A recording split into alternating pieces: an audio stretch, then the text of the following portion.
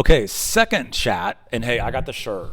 Like, I told Jayden that I found the shirt. I put it away for the winter, but I broke out the hashtag in like Flynn, and if you don't know about that, you will very soon. But I'm glad to have Jayden Flynn after practice and dinner. So, Jay, thank you for being willing to sit down. Yes, thank you. I'm so excited. Another year. Another year. Year number 3.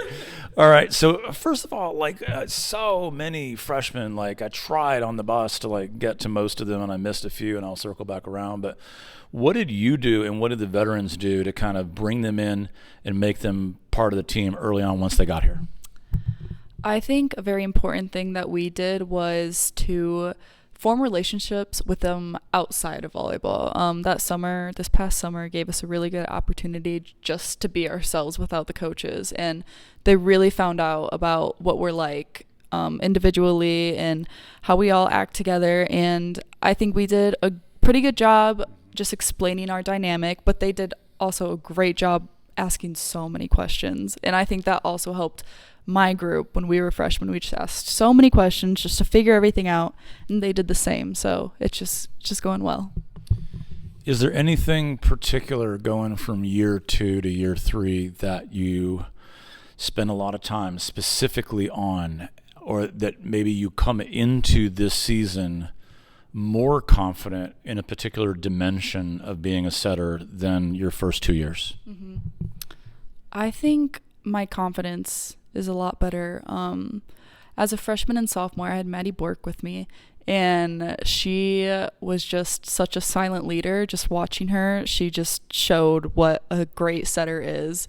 And I think now that she's gone, I think that's my role now. So it just came to me, and I just want to show Cambry and Sophia, our other setters, that that's just what you got to do. And I think I'm getting a lot more consistent. I'm not getting much of Debbie's comments where my sets are. So I think it's just working hard. After that past spring, I think I've gotten a lot better.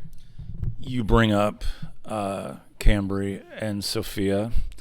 And, of course, Cambry in a kind of a unique situation in that last year, was a first-year player and was down the depth chart a little bit, and we saw her in the scrimmage, and then Sophia as well. So just comment on what I've already talked to Cambry. I thought that Cambry, she looks stronger to me. I mean, physically, it looks like she did a ton of work over the summer that was super productive for her. But just talk about those two and what you see in your setting partners. Okay. Cambry, so far this past spring, we both just worked so hard with our location, our tempo. I think she's getting a lot more consistent, and she's becoming more confident with it and really taking Debbie's comments into act. And Sophia's becoming consistent with how we run things. She is learning so much every single day, and it's crazy because I remember that position and it was too much sometimes. But yeah, Cambry consistency with her setting ability as well. Sophia's just learning everything, and she's doing a great job. A big thing with you, and it's the kind of the nucleus of the hashtag, is serving. During your 2 years in the WAC, you were one of, if not the best servers in the WAC. Put up some just monster numbers, 39 aces last year. And you and I have talked about serving a lot, just in general. But one thing I don't think I have asked you about serving is, has it always been the same? Like, did your serve when you were junior in high school or when you were in 16s for clubs, like, was your serve the same now or did it develop? I was just thinking about this. I remember last year we had talked about my serves, and in high school I was never a good server. I don't think I ever had any comments about it. So once I came here and I had just learned like 3 things from Maddie, that's when it like changed everything, and all of a sudden I was good. So I guess that's all I needed. It was just Maddie's coaching. She's great. Well, I think that just you push the back line so strong, like keep people backpedaling, and it creates these really awkward first touches a lot of times.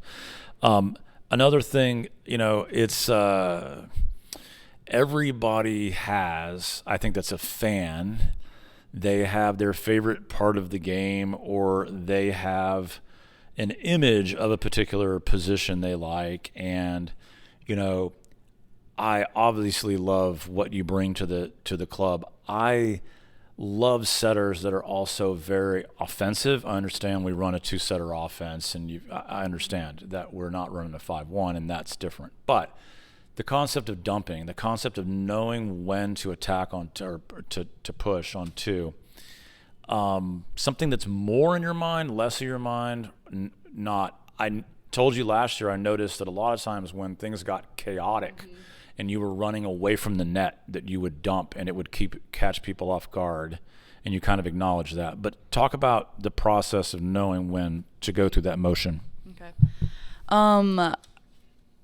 It's kind of weird to say, but I think also when I'm chaotic in my head and I can't even decide where to set, I'm like, get rid of it. Send it over. But also it's in those super, super hectic plays when I know the other side is not focusing on anything. They're looking at their hitters, they're looking at the passers, and I'm just like, well, now's my time. So that's when.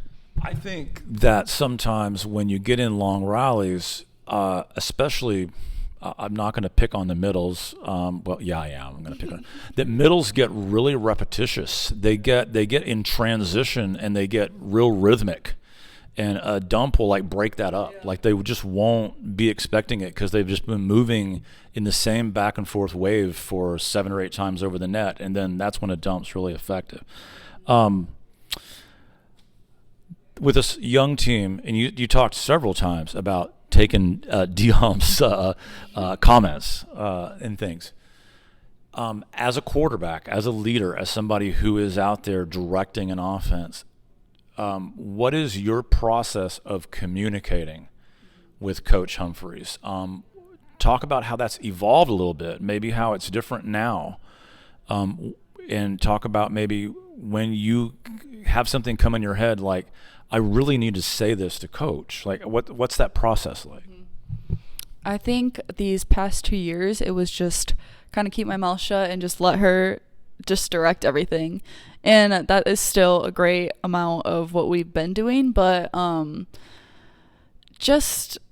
trying to think because we still really do the same thing. Yeah.